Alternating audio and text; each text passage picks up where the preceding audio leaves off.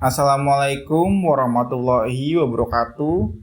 Video ini berjudul Tanda Kiamat Munculnya Makhluk Melata. Seperti apa bentuknya? Tanda-tanda kiamat tersemat dalam sejumlah hadis dan ayat Al-Quran.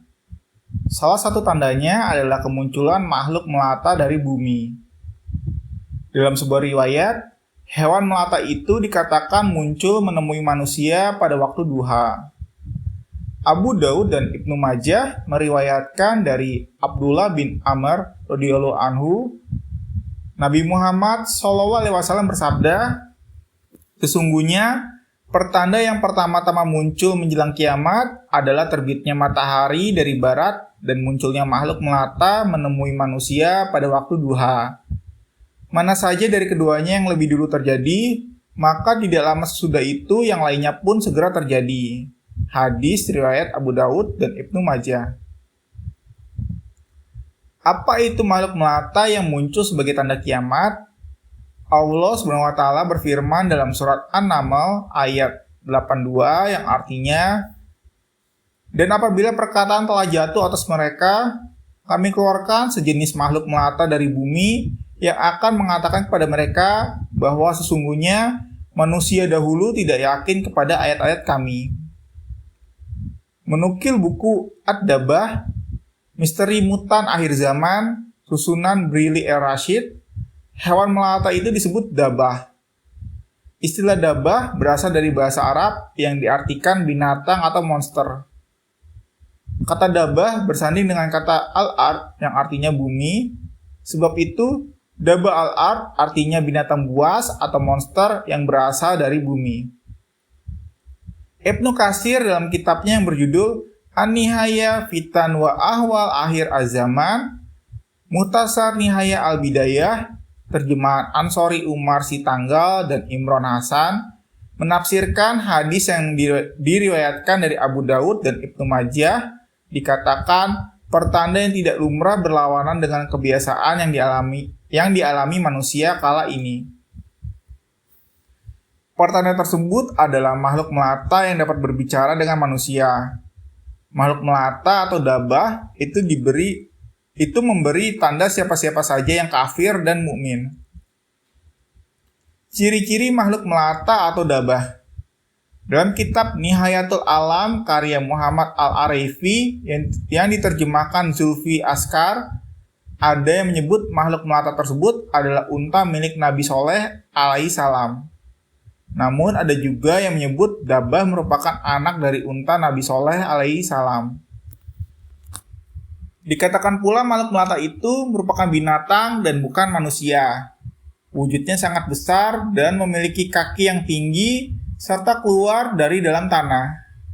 Seperti dikutip dari buku edisi Indonesia Tanda-Tanda Kiamat tulisan Mahmud Rajab Hamadi, terjemahan Ibnu Tirmizi. Sementara itu dalam buku Tanda-Tanda Kiamat oleh Mahir Ahmad Asyufi, terjemahan Tim Love Pustaka, sifat dan karakter dabah berbeda dengan yang biasa ditemui pada hewan lainnya. Dabah dikatakan sebagai mukjizat Allah SWT yang besar.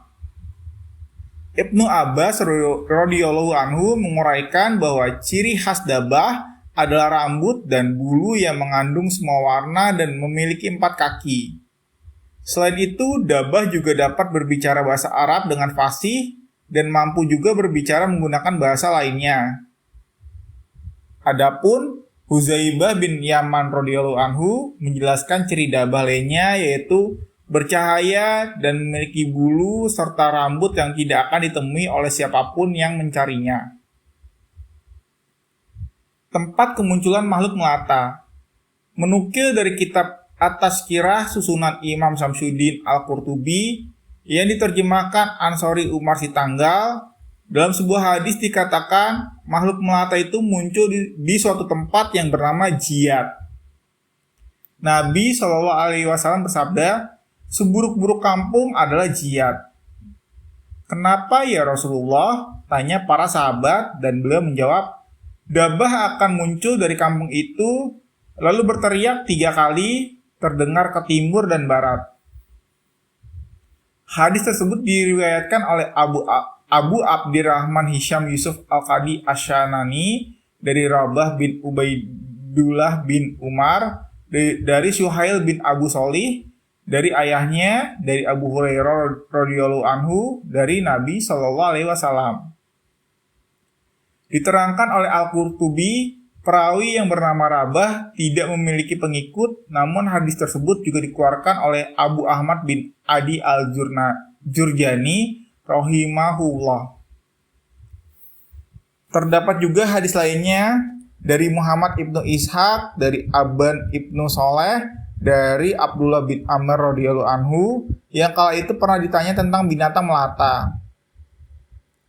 Ketika ditanya apa yang dilakukan binatang melata itu setelah muncul, Abdullah bin Amr radhiyallahu anhu menjawab, hewan melata itu menghadap ke arah timur, lalu mengeluarkan teriakannya yang dapat menembus semua kawasan timur, dan dia menghadap ke arah Syam. Lalu mengeluarkan teriakan yang terdengar sampai ke negeri Syam. Lalu menghadap ke arah barat dan mengeluarkan suara teriakannya hingga terdengar sampai ke barat. Lalu menghadap ke arah negeri Yaman dan mengeluarkan suara teriakannya sampai terdengar ke Yaman. Kemudian di petang hari dia pergi ke Mekah dan pada keesokan harinya telah berada di Asfan. Silakan tulis di kolom komentar pelajaran apa yang kamu dapatkan dari video ini. Wallahu a'lam bishawab.